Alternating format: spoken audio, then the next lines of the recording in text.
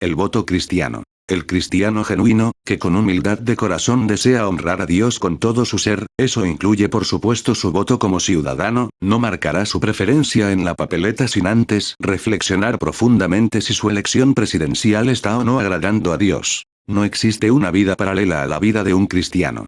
En otras palabras, el cristiano debe ser de una sola línea, ya sea se encuentre entre las cuatro paredes de un templo, en el trabajo, universidad, hogar, etc., siempre es un cristiano, por tanto, debe esforzarse por comportarse como tal, no llevando una doble vida, más bien, todo lo contrario, honrando a Dios en todo tiempo, en todo lugar. Considerando lo anterior, hago las siguientes dos preguntas. Primero, ¿es lícito que un cristiano adore a Dios cantando y luego vaya a votar por un candidato que está a favor del matrimonio igualitario? Segundo, ¿puede un cristiano genuino llevar adelante tales acciones sin ni siquiera contristar un poco al Espíritu Santo que mora en él?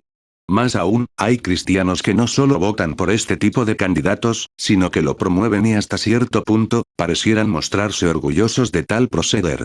En lo que a mí respecta, no le veo mucho sentido. Solo hay dos opciones posibles para explicar este fenómeno. La primera, la persona en cuestión no es un verdadero hijo de Dios, podrá asistir a un templo, ofrendar, diezmar, cantar canciones cristianas e incluso estar en el liderazgo, pero no ha nacido nuevamente. La segunda opción, es que no le han enseñado acerca del tema, por tanto actúa desde la ignorancia. Esto en gran parte es responsabilidad del liderazgo de la congregación. El año pasado, observé en las redes sociales, cómo algunos hermanos apoyaban la insurrección del 19 de octubre en Chile, y hasta parecían sentirse identificados.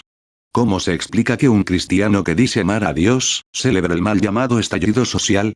Creo que hoy más que nunca es necesario reforzar la ética cristiana en nuestras congregaciones. Hay una carencia tremenda en esta área, que provoca confusión. Es cierto que estando en Cristo tenemos libertad, pero libertad del pecado, libre de condenación, no libre para hacer lo que se nos dé la gana. Libertad no es igual a libertinaje. Romanos, capítulo 6, versículo 1 y 2, dice así, pues, ¿qué diremos? ¿Perseveraremos en pecado para que la gracia crezca? En ninguna manera. Porque los que somos muertos al pecado, ¿cómo viviremos aún en él? Fin de la cita. Este tema es más amplio y profundo, y solo quiero centrarme en el punto de que el cristiano debe esforzarse por dejar atrás la vieja manera de vivir, debe renovarse en el conocimiento del nuevo hombre, en todas las áreas de su ser, apoyado en la guía del Espíritu Santo, en la palabra bien interpretada y aplicada y, por último, en la orientación de líderes bien capacitados, llamados por Dios para ese ministerio. Entendiendo la importancia de que un hijo de Dios consagre todos los aspectos de vida para honrar a su Padre Celestial, y cuando digo todos, son todos, hemos de aceptar también la idea de que en cualquier elección de carácter político, no podemos votar así como así por candidatos que promuevan prácticas antibíblicas, como el aborto, matrimonio igualitario, ideología de género y otras, aunque ese candidato nos ofrezca todo gratis. Si incurrimos en este grave error, estamos apoyando indirectamente tales postulados, es decir, nos convertimos en rebeldes, ya sea seamos conscientes de ello o no. Por otro lado, la contingencia de este último tiempo en Chile, más específicamente, la violencia, el desacato a la autoridad, el robo, la destrucción de propiedad privada, ha provocado reacciones en el mundo cristiano, por decirlo menos, curiosas, incluso en algunos llamados pastores. Muchos llamados cristianos han apoyado los acontecimientos del 18 de octubre, argumentando que en Chile hay muchas injusticias y desigualdades, cosa que yo no estoy de acuerdo. Por otra parte, en todos los países hay injusticias y desigualdades, aún en los países comunistas. Precisamente, una de las ideologías más nefastas es el comunismo. Aquí quiero ser enfático más que nunca, ningún cristiano puede llamarse comunista. Lo repito por si no quedó claro, ningún cristiano puede llamarse comunista, pues es incompatible. El comunismo, en su génesis, niega a Dios. El mismo comunismo promueve la idea de igualdad. Los cristianos genuinos hemos de apoyar la igualdad, pero de manera bíblica, no como la define el comunismo.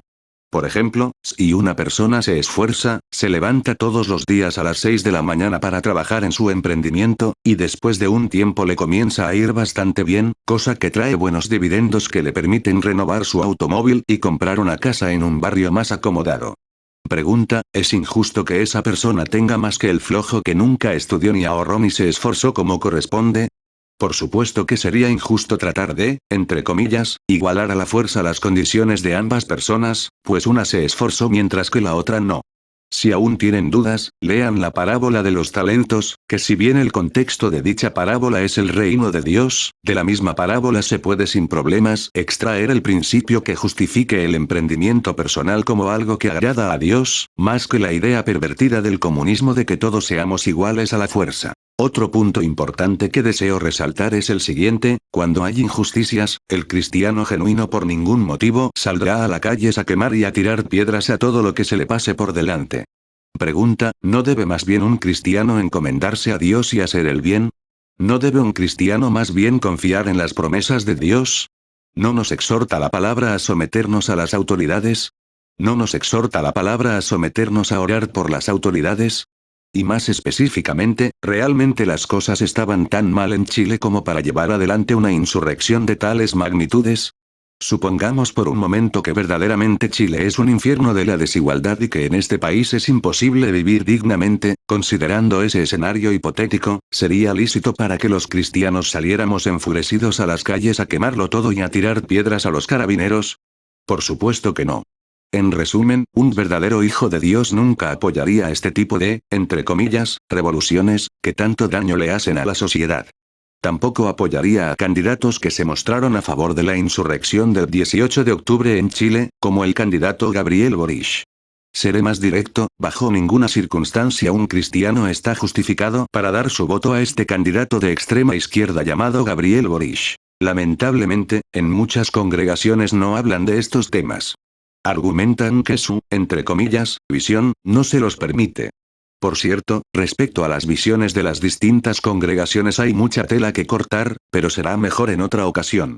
Volviendo al tema principal, yo no digo que las congregaciones tienen que siempre poner sobre la mesa temas relacionados a la política, pero en algún momento los hermanos deberían recibir alguna instrucción bíblica.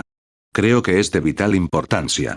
Si no se hace así, la decisión queda a criterio de cada persona, las cuales por falta de instrucción pueden incurrir en errores.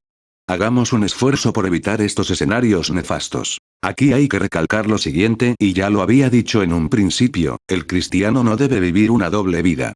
Insisto en este tema, pues me temo que en algunos círculos evangélicos se piensa que se es cristiano solo cuando estamos en actividades de la congregación y que fuera de ese contexto, podemos comportarnos como se nos dé la gana, y no debe ser así.